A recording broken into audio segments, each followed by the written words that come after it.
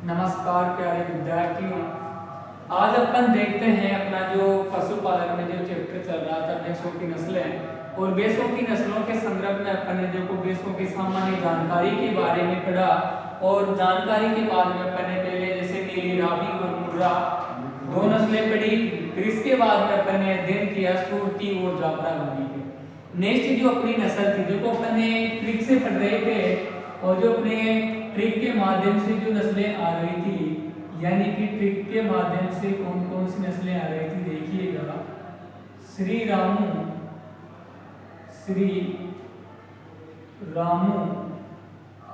सूरत जाना मेरे बाप से भैंस लाना। यानी कि अपन ने जो अध्ययन किया था वो पहले अपन ने नीली रावी यानी रासे रावी होती है नीली रावी के बारे में अध्ययन कर लिया था, फिर मुर्रा के बारे में किया, फिर सुरती के बारे में किया और फिर जाफराबादी के बारे में किया। और आज जो पांचवी नस्ल अपनी जो चलेगी पांचवें नंबर पर उसका नाम क्या है, नागपुरी। यानी कि अगर अपन बात करते हैं तो नागौरी नस्ल तो गाय की होती है जबकि नागपुरी नस्ल किसकी होती है, नागपुरी नस्ल भैंस की होती है। इसके बारे में चर्चा करेंगे। नाम से ही पता चल रहा है इसके बारे में कि ये जो इसका उत्पत्ति स्थान होता है नागपुरी का जो उत्पत्ति स्थान होता है वह क्या माना जाता है, यानी नागपुर। तो नागपुर कहाँ पे है, महाराष्ट्र। यानी कि नागपुर महाराष्ट्र इसका उत्पत्ति स्थान माना जाता है। नागौरी का उत्पत्ति स्थान क्या माना जाता है, नागपुर महाराष्ट्र। नेक्स्ट में बात करूं इसके संदर्भ में उपनाम के बारे में कि इसका उपनाम क्या है। उपनाम की अगर अपन चर्चा करते हैं तो इस नस्ल को किस नाम से जाना जाता है,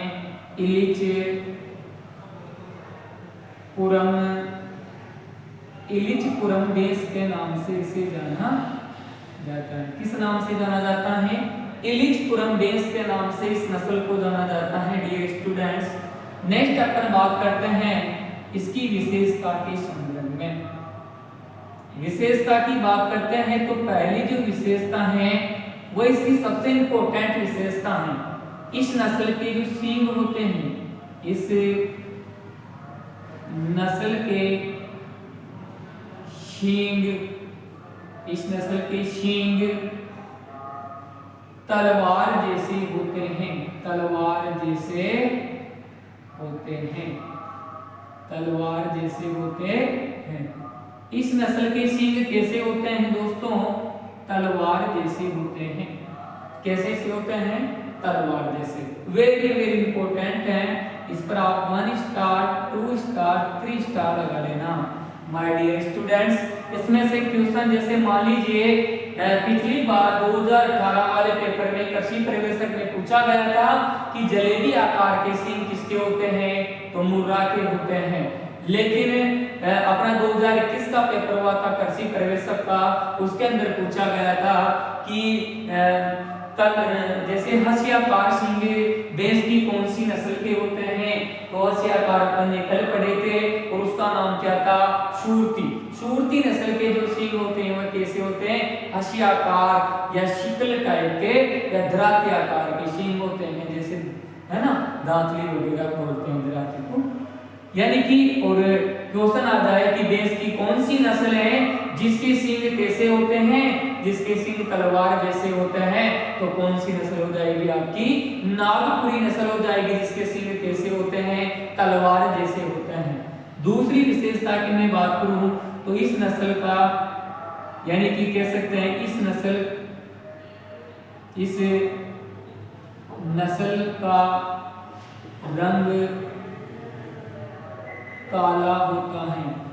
नस्ल का रंग कैसा होता है, काला होता है। यानी कि अधिकतर देखो अपन देखते हैं कि सभी जो भैंसें होती हैं अधिकतर काली होती हैं, यानी कि नस्ल का रंग कैसा होता है, काला होता है। तीसरी विशेषता की मैं बात करूं तो क्या है तीसरी, आयन विकसित होते हैं। आयन कैसे होते हैं? विकसित होते हैं। आयन कैसे होते हैं? विकसित। यानी आयन विकसित होते हैं इस नस्ल के। यानी आयन देखो, अगर अपन देखते हैं तो यहाँ से जैसे कि अपन जब दूध निकालने की विधियां पढ़ते हैं तो दूध निकालने की विधियों के अंदर आता है कि कौन सी विधि से संपूर्ण दूध निकाला जाता है, या फिर कौन सी विधि सबसे अच्छी विधि मानी जाती है, कौन सा दोषपूर्ण विधि मानी जाती है। यानी कि आयनों से दूध निकालने के लिए जो सर्वोत्तम विधि मानी जाती है वह पूर्ण हस्त विधि मानी जाती है। ठीक है। अगर क्वेश्चन आता है कि जो छोटे आयन होते हैं उनमें दूध निकालने के लिए कौन सी विधि मानी जाती है, तो उसमें चुटकी विधि आ जाएगा। और कौन सी विधि से जो दूध निकालते हैं वह दोषपूर्ण विधि मानी जाती है, तो अंगूठा विधि जो होती है वह क्या मानी जाती है? दोषपूर्ण विधि मानी जाती है। तो इस नस्ल के जो आयन होते हैं वह कैसे होते हैं? विकसित होते हैं। नेक्स्ट चौथी विशेषता की मैं बात करता हूं तो गर्दन लंबी होती है। गर्दन कैसी होती है इस नस्ल की? लंबी होती है। गर्दन कैसी होती है दोस्तों? लंबी होती है। नेक्स्ट मैं बात करता हूं इसके संदर्भ में आगे तो दुग्ध उत्पादन की। तो दुग्ध उत्पादन जो होता है इसका, दुग्ध उत्पादन जो होता है वो कितना होता है? लगभग 1500 लीटर प्रति व्याध क्या दे देती है? ये दूध दे देती है। 1500 लीटर प्रति व्याध क्या दे देती है? दूध दे देती है। और नेक्स्ट में बात करूं वसा की, तो जो वसा होती है इसके अंदर वो कितनी परसेंट होती है? 7% होती है। वसा कितनी परसेंट होती है? 7% होती है। यानी कि अपन बात करते हैं नागपुरी के संदर्भ में, तो नागपुरी में उत्पत्ति स्थान क्या होता है? नागपुर महाराष्ट्र होता है। उपनाम क्या है? इलिचपुरम बेस के नाम से जाना जाता है। विशेषता पहले अपन ने पढ़ी, इस नस्ल के सींग कैसे होते हैं? तलवार जैसे होते हैं। ठीक है। दूसरी विशेषता इस नस्ल का रंग कैसा होता है? काला होता है। आयन कैसे होते हैं? विकसित होते हैं। गर्दन कैसी होती है? लंबी होती है। और दूध उत्पादन कितना होता है? 1500 लीटर प्रति व्याध। और वसा की बात करते हैं तो वसा कितने परसेंट होती है? 7% इसमें क्या पाई जाती है? वसा पाई जाती है। इसी के आगे नेक्स्ट नस्ल है अपनी नागपुरी हो गई। अब पढ़ेंगे अपन मेहसाना के बारे में दोस्तों। ठीक है। मेहसाना के बारे में अध्ययन करेंगे।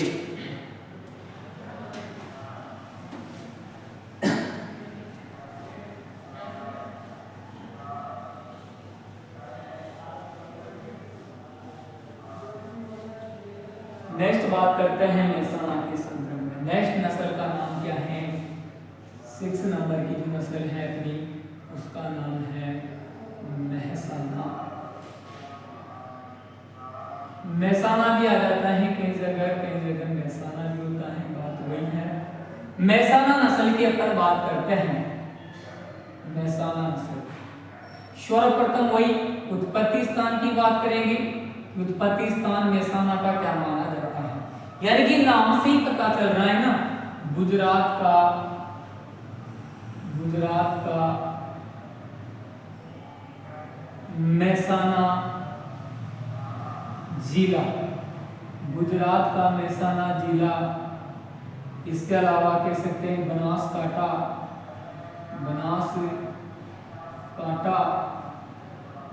व सांबर, यानी कह सकते हैं बनासकांठा व साबरकांठा। बनासकांठा व साबरकांठा जो क्षेत्र होता है ये इसका क्या माना जाता है? उत्पत्ति स्थान माना जाता है। नेक्स्ट बात करते हैं इसके वितरण के बारे में। वितरण यानी कि नेक्स्ट बात करते हैं वितरण, तो ये राजस्थान में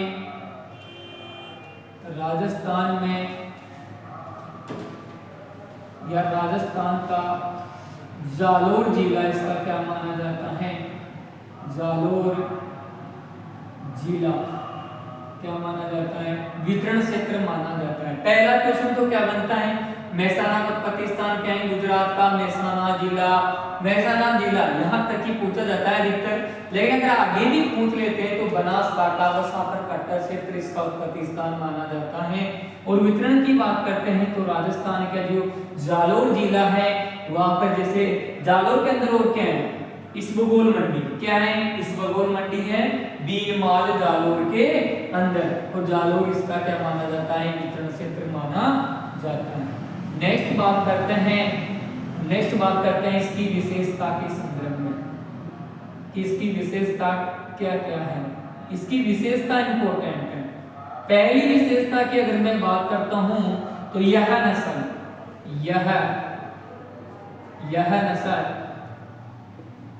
द्विसंकरण से विकसित हुई।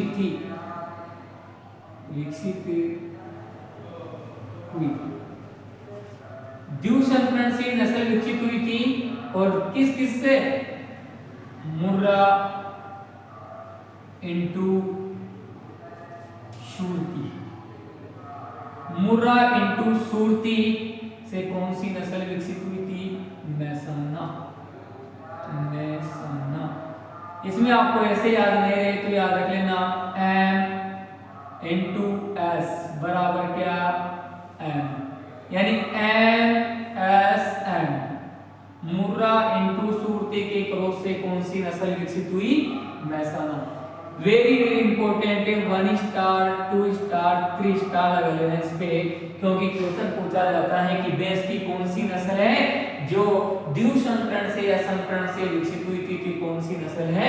आपकी मेहसाणा नस्ल है जो द्विसंकरण से विकसित हुई थी। नेक्स्ट मैं बात करता हूं इसके संदर्भ में, आगे विशेषता के संदर्भ में, तो सबसे लंबा क्या होता है इसका? सबसे लंबा दुग्ध काल होता है। सबसे लंबा दुग्ध काल होता है इसका, और लगभग ये कितना होता है? 325 दिन। 325 दिन ये लगभग दूध दे देती हैं। इस पर भी आप लगा लेना 1 स्टार 2 स्टार 3 स्टार। तीसरी विशेषता की बात करते हैं तो सबसे शांत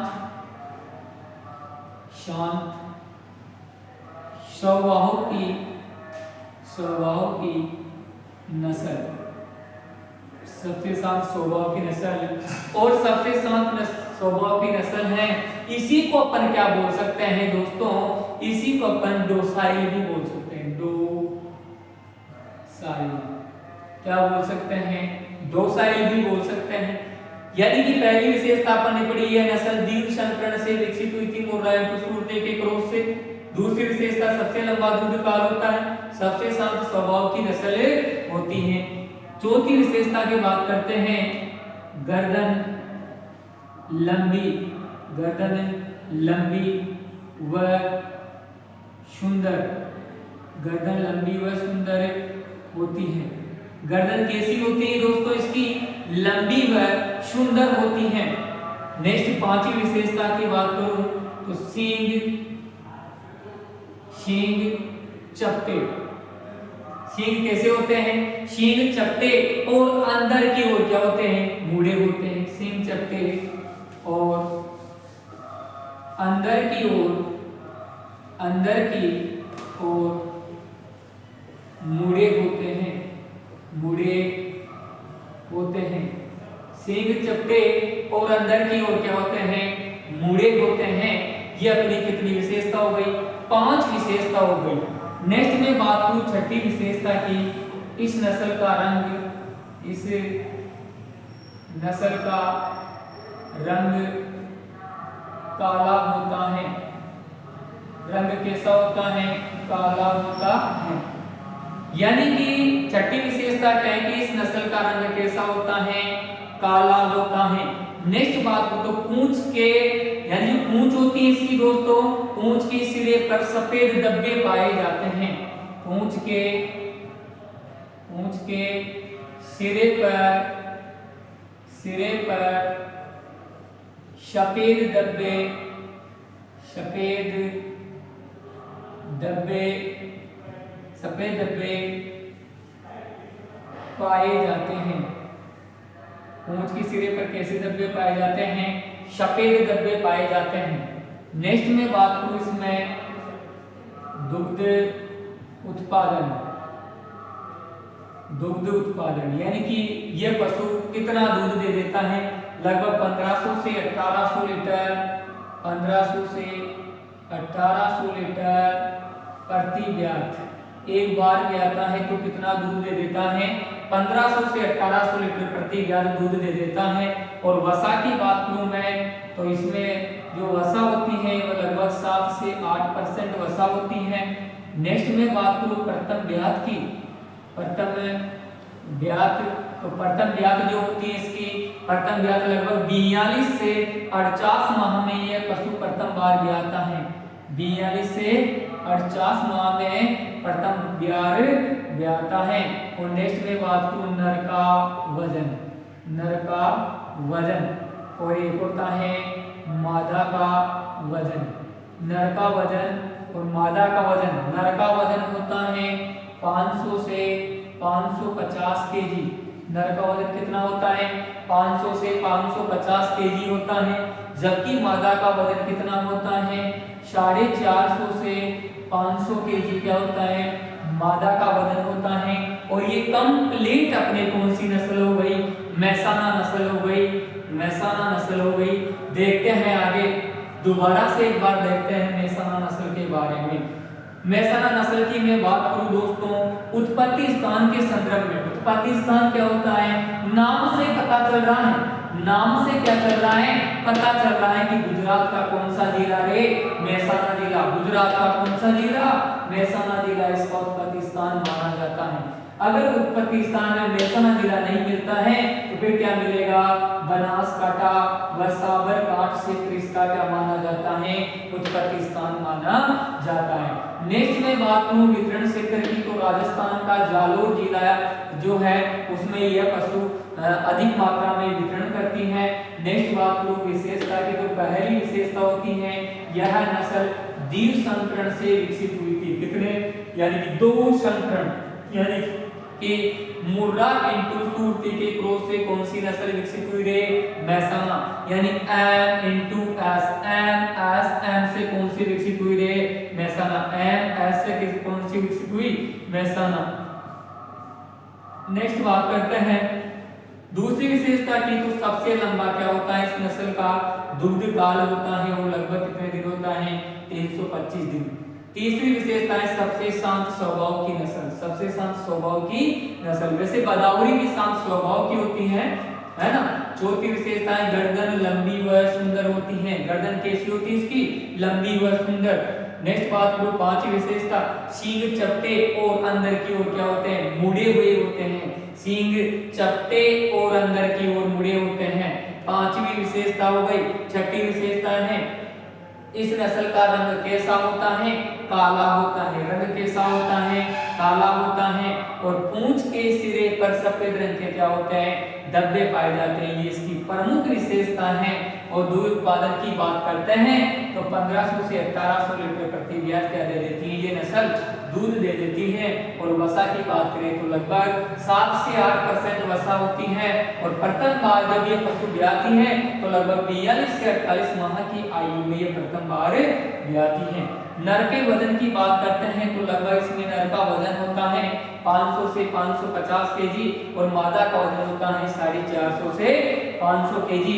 आप लोग इसको लिख लेना और आगे बढ़ते हैं। यानी मैं से मेहसाना हो गया, रत अपने सिलेबस में नहीं है, बासे पढ़ेंगे बदावरी। ठीक है, इसको आप नोट कर लेना। और चलिए फिर आगे बढ़ते हैं, नोट कर लेना इसको आप। और फिर आगे बढ़ते हैं। नेक्स्ट नस्ल जो चलेगी अपनी उसका नाम क्या है? बदावरी। क्या नाम है? बदावरी। चलिए आगे नस्ल की चर्चाएं कर लेते हैं। आज अपने देशों की नस्लें कंप्लीट हो जाएगी। पशु परिचय में आपके पूरे में से पूरे नंबर लेना है तो एक बार इस चैनल पर आप आके पढ़ के देखिएगा। और इसमें आप लोगों को एक कंटेंट एक कंटेंट मिल जाएगा, एक एक विशेषता इंपोर्टेंट मिल जाएगी आप लोगों को। चलिए आगे बढ़ते हैं, देखते हैं। नेक्स्ट बात करते हैं नेक्स्ट नस्ल के संदर्भ में, उसका नाम क्या है? बदाऊरी।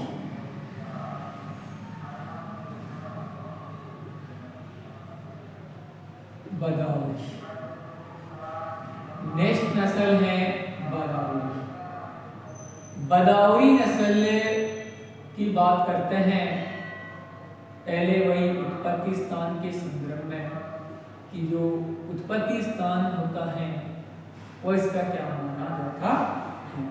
यानी बदाऊरी नस्ल की उत्पत्ति स्थान के संदर्भ में अगर बात करते हैं तो यूपी का आगरा व इटावा जिला इसका क्या माना जाता है? उत्पत्ति स्थान माना जाता है। यानी कि यूपी का आगरा व इटावा जिला, यूपी का आगरा व इटावा जिला इसका क्या माना जाता है दोस्तों? वितरण से उत्पत्ति स्थान माना जाता है।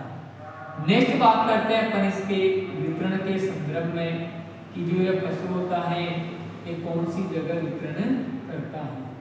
यानी कि नेक्स्ट बात करते हैं वितरण के संदर्भ में। तो वितरण की बात करें तो यहाँ पे एक नदी बहती है और नदी का नाम है यमुना चंबल। यानी यमुना चंबल की घाटी में ये जो पशु होते हैं ये पाए जाते हैं। यमुना चंबल की घाटी कहाँ पे वितरण करते हैं ये पशु? यमुना चंबल की घाटी में, इटावा जो क्षेत्र है यमुना चंबल की घाटी व इटावा क्षेत्र में ये पशु क्या करते हैं? वितरण करते हैं। ठीक है, नेक्स्ट बात करते हैं विशेषता के संदर्भ में। विशेषता देखो, पहली विशेषता तो यही है कि इस नस्ल का रंग कैसा होता है? तांबे के समान होता है। यानी इस नस्ल का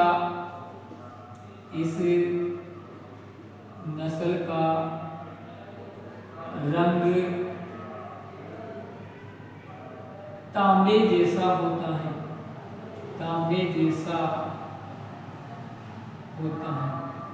रंग कैसा होता है? तांबे जैसा होता है।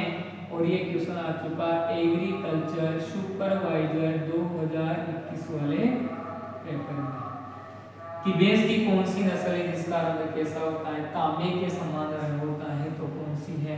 बदाऊरी। यानी कि रंग की बात करें तो रंग कैसा होता है इसका? तांबे के समान दिखाई देता है। यानी कि तांबे के समान इसका रंग होता है। नेक्स्ट बात करते हैं इसी के संदर्भ में, तो शरीर आगे से, यानी कि कह सकते हैं शरीर या फिर यह नस्ल आगे से पतली व पीछे से चौड़ी होती है। यह नस्ल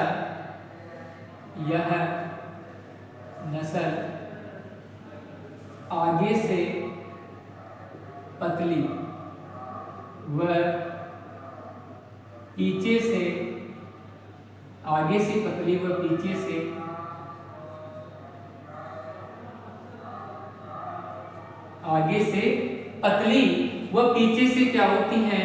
पीछे से चौड़ी होती हैं। आगे से पतली व पीछे से क्या होती हैं? चौड़ी होती हैं। यह नस्ल आगे से पतली व पीछे से चौड़ी होती है। इस कारण यह नस्ल कैसी दिखाई देती है? त्रिकोणाकार दिखाई देती है। यह नस्ल आगे से पतली व पीछे से चौड़ी होती है। चलिए विशेषता हो गई। नेक्स्ट बात करते हैं तो यह नस्ल त्रिकोणाकार दिखाई देती है। कैसी दिखाई देती है? दूर से देखने पर यह नस्ल कैसी दिखाई देती है?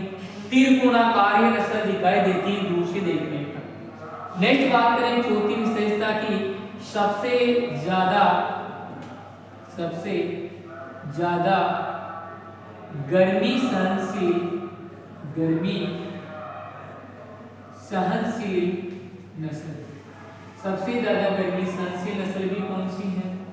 सबसे ज्यादा गर्मी सहनशील नस्ल भी कौन सी है? बदाऊरी सबसे ज्यादा गर्मी सहनशील है। ठीक है, और आपका जो ये नस्ल है, इस नस्ल का रंग तांबे जैसा होता है। इस पर आप 1 स्टार 2 स्टार 3 स्टार लगा लेना और ये अपनी कितनी विशेषता हो गई, 4 विशेषता हो गई। पांचवी विशेषता की मैं बात करता हूँ, पांचवी विशेषता के संदर्भ में, तो यानी कि सबसे ज्यादा गर्मी सहनशील नस्ल भी है और सबसे ठंडी देश भी है, सबसे ठंडी देश की नस्ल, सबसे ठंडी भैंस की नस्ल भी है, यानी कि शांत होती है, ठंडी होती है।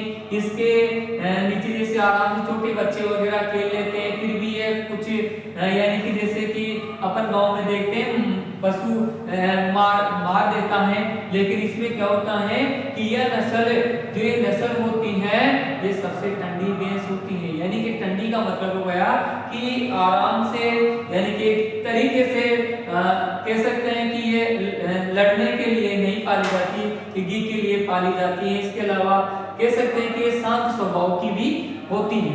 नेक्स्ट बात करते हैं आयन छोटे, आयन छोटे, आयन छोटे व दुग्ध सिराएं, आयन छोटे व दुग्ध सिराएं, दुग्ध सिराएं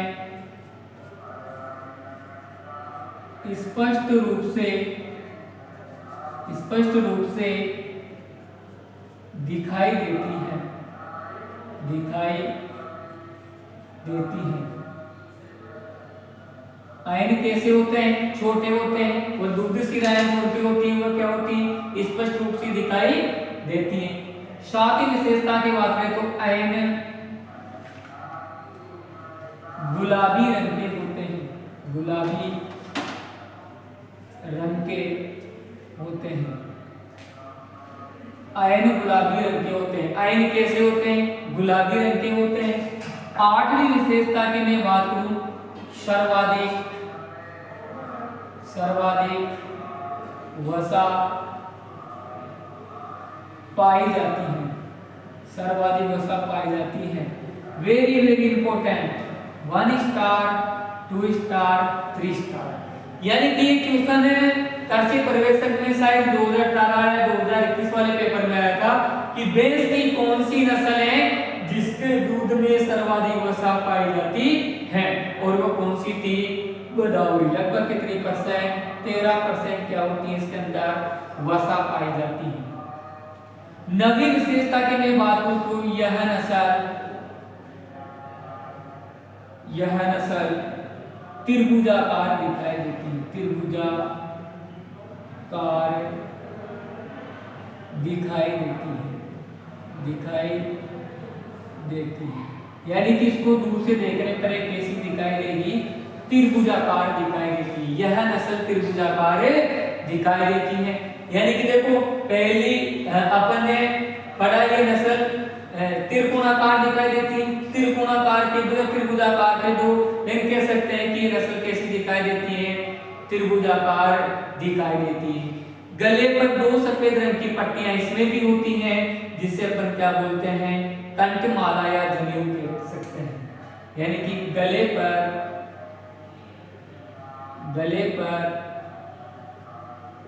2 सफेद रंग की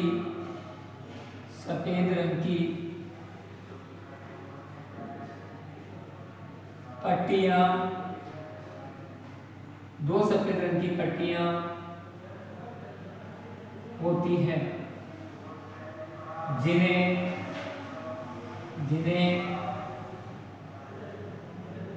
कंठमाला या जनेऊ कहते हैं, जिन्हें कंठमाला या जनेऊ कहते हैं। जिस प्रकार जनेऊ होती है ब्राह्मणों के, उसी प्रकार ये दिखाई देती है, पट्टी दिखाई देती है ना, इस कारण से कंठमाला या जनेऊ भी कह सकता है। नेक्स्ट बात करते हैं 11वीं विशेषता की। इसकी कुछ ज्यादा विशेषता है क्योंकि ज्यादा इंपोर्टेंट भी, और 11वीं विशेषता की मैं बात करता हूं तो शरीर वी आकार से आगे से सिकुड़ा हुआ होता है, शरीर वी आकार से वी आकार से आगे से सिकुड़ा होता है, आगे से सिकुड़ा होता है। शरीर वी आकार से आगे से क्या होता है, सिकुड़ा हुआ होता है। ठीक है, ये कितनी विशेषता हो गई आपकी, 11 विशेषता हो गई। ठीक है, ये बहुत विशेषता हो गई। ठीक है, नेक्स्ट बात करते हैं अपन इसके दूध उत्पादन की।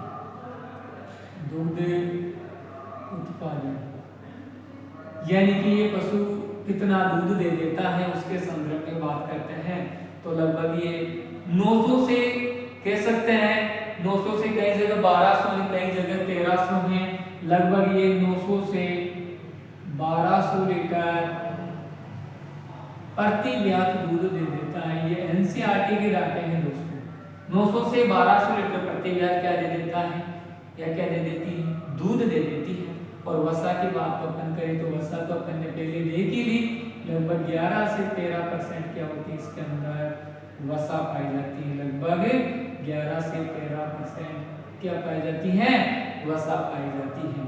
अब इसमें नर का वजन और मादा का वजन यानी प्रथम व्यात होती है लगभग ये 48 से लगभग 54 माह की इसकी प्रथम व्यात मानी जाती है।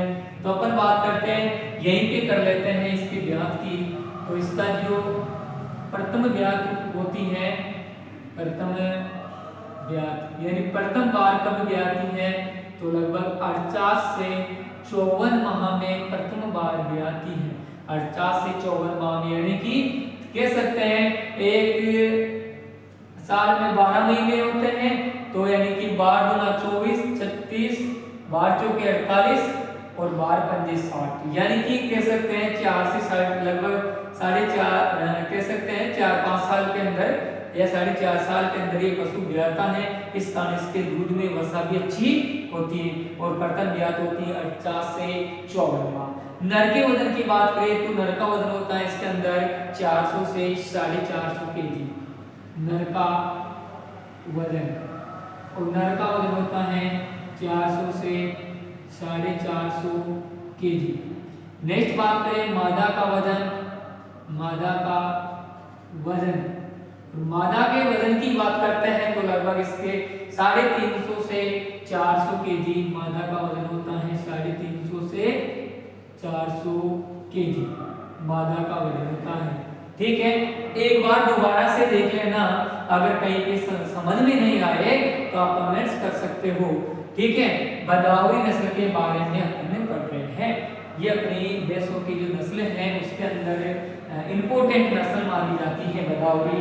और बदाऊरी का जो उत्पत्ति स्थान होता है वह क्या माना जाता है, यूपी का आगरा व इटावा जिला इसका उत्पत्ति स्थान माना जाता है।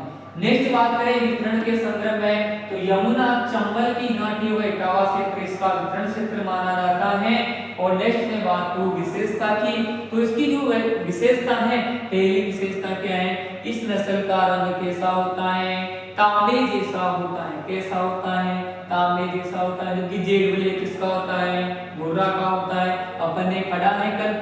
ठीक है, इस नस्ल का रंग कैसा होता है, तांबे जैसा होता है। दूसरी विशेषता, यह नस्ल आगे से पतली व पीछे से चौड़ी होती है। ठीक है, तीसरी विशेषता, यह नस्ल त्रिकोणाकार दिखाई देती है। चौथी विशेषता है सबसे ज्यादा गर्मी सहनशील नस्ल है, सबसे ज्यादा गर्मी सहनशील नस्ल है। ठीक है, हाई टेम्परेचर में भी रह सकती है। ठीक है, नेक्स्ट करते हैं पांचवी विशेषता की बात, तो सबसे ठंडी देश की नस्ल है, यानी ठंडी है, स्वभाव अच्छा है ना। छठी विशेषता है आयन चोटे व दूध सिराएं क्या होती है, इन पर स्पष्ट रूप से दिखाई देती है। और सातवीं विशेषता की बात करते हैं तो आयन गुलाबी रंग के होते हैं। आयन कैसे होते हैं, गुलाबी रंग के होते हैं। और आठवीं विशेषता की मैं बात करता हूं तो वेरी इंपॉर्टेंट विशेषता है, यहाँ से क्वेश्चन पूछा जाता है कि ये इसके दूध में क्या होती है, सर्वाधिक वसा पाई जाती है, लगभग 13%। नवी विशेषता है, ये नस्ल कैसी दिखाई देती है, त्रिभुजाकार दिखाई देती है। नेक्स्ट बात करें 10वीं विशेषता तो गले पर 2 सफेद रंग की पट्टियां होती हैं जिसे अपन जनेऊ कह सकते हैं, जनेऊ के समान दिखाई देती है और शरीर भी आकार से आगे से क्या होता है, सिकुड़ा हुआ होता है। दूध उत्पादन में अपन ने बात की कि जो दूध उत्पादन में होता है लगभग 900 से 1200 लीटर प्रति ब्याज ये पशु क्या दे देता है, दूध दे देती है। वसा की बात करते हैं तो लगभग 11 से 13% इसके अंदर वसा पाई जाती है, लेकिन एग्जैक्ट 13% इसके अंदर वसा पाई जाती है और अधिकतर एग्जाम में 13% ऑप्शन में देखने को मिलता है। नेक्स्ट बात करते हैं प्रथम ब्याज की, तो प्रथम ब्याज लगभग 48 से 54 माह की आयु में प्रथम बार ब्याती है और नर का वजन होता है 400 से 450 केजी और मादा का वजन होता है 350 से 400 केजी। ये अपनी कौन सी नस्ल हो गई, बदावी नस्ल हो गई और इसको आप लोग लिख लीजिएगा। इसके आगे अपन एक नस्ल के बारे में जैसे देख सकते हैं कि जिसका नाम है टोडा, लड़ाने के लिए प्रसिद्ध है, दक्षिणी भारत में उत्पत्ति स्थान होता है, आदिवासी जनजाति के नाम पर उसका नाम टोडा रखा गया है। सबसे स्वादिष्ट दूध होता है दोस्तों उस नस्ल के पशु का, सबसे स्वादिष्ट, ठीक है।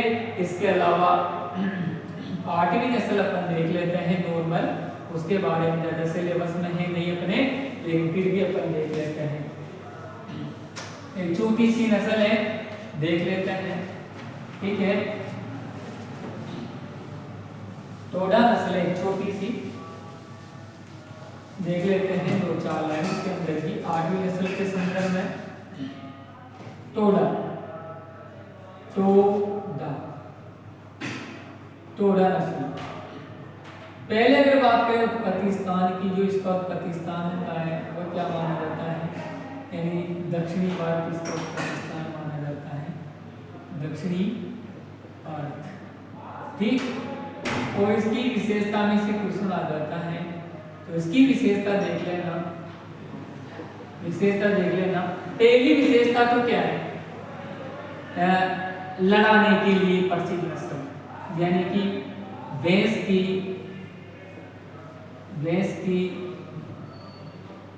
लड़ाकू नस्ल, भैंस की लड़ाकू नस्ल। दूसरी इस नस्ल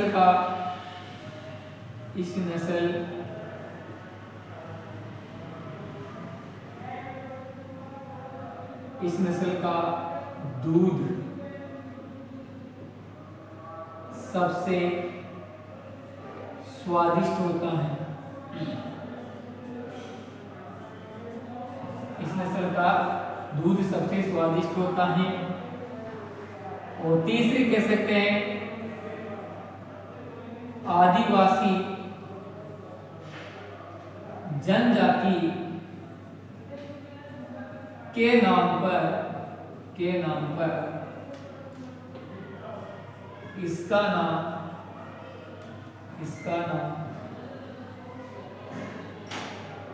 टोडा रखा गया।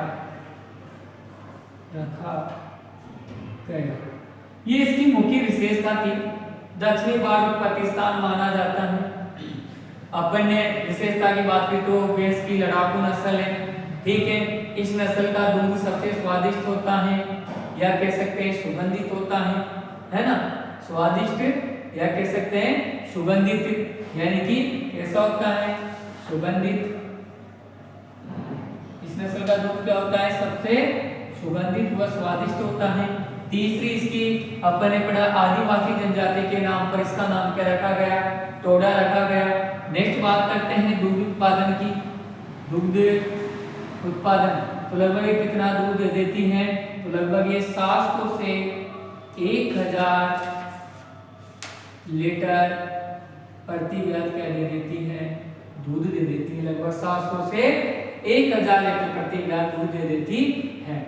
नेक्स्ट बात करें ठेठ की वसा, तो वसा की बात करें तो लगभग इसके दूध में भी वही नॉर्मल वसा पाई जाती है, लगभग 7.5 से 8 के बीच में, कह सकते हैं 7.5% की समथिंग इसके अंदर वसा पाई जाती है।